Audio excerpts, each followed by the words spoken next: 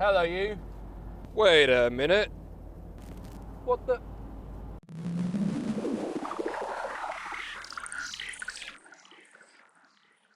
So it's very early in the morning. I've got my crazy hair on and I'm on my way to Inspiration for Ability in Bristol. Inspiration for Ability is an event or a convention, if you want to call it that, where people who dedicate themselves developing products for people with certain disabilities, focusing quite a lot on the mobility side of things, can come and showcase their ideas for products or services that will ultimately make the lives of those less able a lot easier.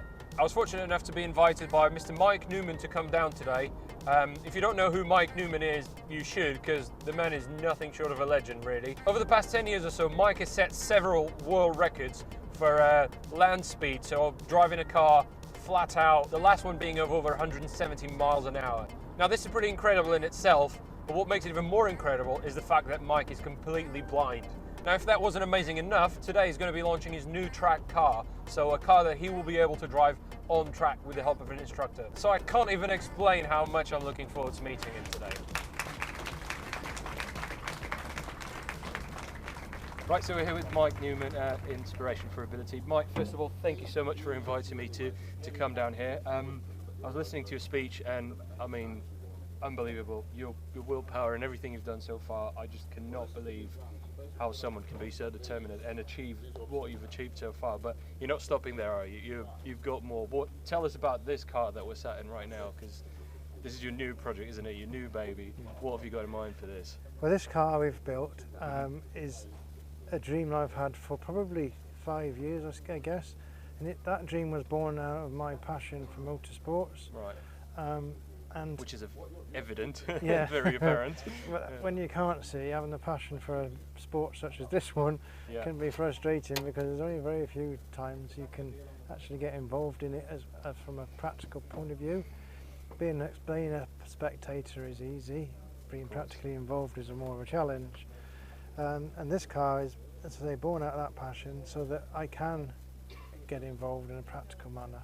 We've come up with a design that will allow people with different types of disabilities to experience a day at the track, a day at the racetrack, a fully interactive experience, both mentally and physically. What we intend it to be able to deliver is as much as the person can manage.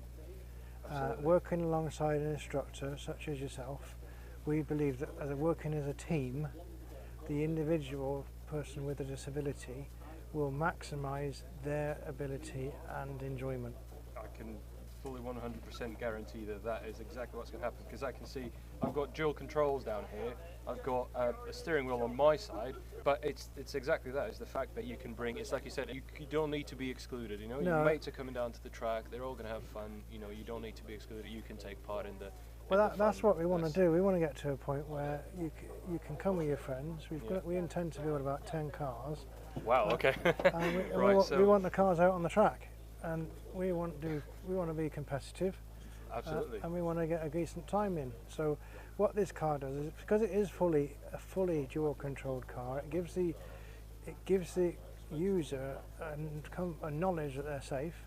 Exactly. Gives the instructor the ability to make sure that the environment remains safe, because he can take over. Of course, yeah.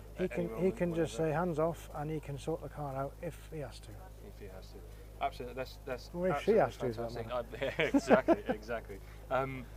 Mike, I admire your passion and your determination to get this going, to get an actual, you know, sort of, maybe even, who knows, someday a race series where you can actually have people who would otherwise not be able to do it, to actually compete, you know. It's definitely. Well, I can see you've thought something that I've been wistfully dreaming of. That I can see if you could have recognised teams, for example. Yes. If you could have 10 blind guys, 10 instructors, you could race as a team. You could just do exactly. I mean, mean, you know, you for do me, it in rally all the time. You've got co-drivers. Absolutely. It's nothing new. It's just the added, you know, difference that it wouldn't make any difference, because we're here and we could, like you said, we can sort it out. So I would love if we got our steers going. I'd be ecstatic. Absolutely. Other than this is one thing. Obviously, in the next couple of months, maybe, you know, who knows, maybe even just the next month you're attempting the land and water speed records. It depends, obviously, we're waiting on dates, you've told me that, but what have you got to say about that? Well, what we want to do, I've been dreaming about being the first blind person to take a car unaccompanied over 200 mile an hour. So that means I'm in the car on my own. Just 200 miles an hour, you know, nothing to.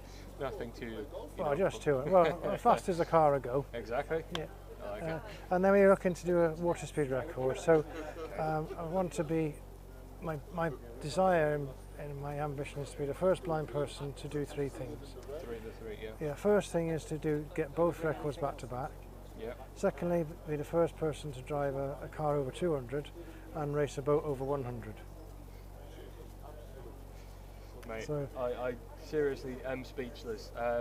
There's a word, that word is ineffable. Ineffable means that you can't explain something with words, and this is how the only way I can describe this situation is just what you're doing is ineffable. Because, I mean, I know you've been doing it for 10 years, and you've just, you know, obviously, think about it, people. Like, Mike's gone through the same things in terms of what we go through with racing, you know, sponsors pulling out, definitely. Stuff going wrong, cars breaking down, everything. Absolutely. With, you know, with the added, it frustrates the life out. Exactly. I mean, you're telling me. if my car hadn't have broken down in America, the guy in Turkey now wouldn't have my record. That's the way it goes. Yes, there's some guy in Turkey that's got the land speed record at the moment. Mike's going to take it back very, very soon. Absolutely. Basically, I'll link up all the videos of Mike attempting his, breaking his records, and obviously attempting that one in America that unfortunately did go wrong. Not through your fault, obviously, just a mechanical fault. Just mechanical breakdown. Yeah, and I'll link you up all the videos so you can have a look and sort of catch up on Mike's story. And just be sure to watch out, subscribe, and you'll know everything that's going to go on from there. We've got a few plans, haven't we, Mike? So hopefully this won't be the last time you see us together.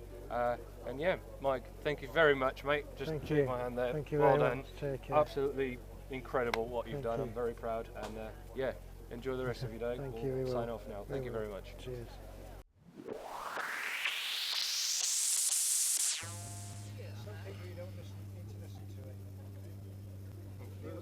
Neil's one of them. I've got it in that contract, yeah. You're not careful, you'll be working Saturday or Sunday.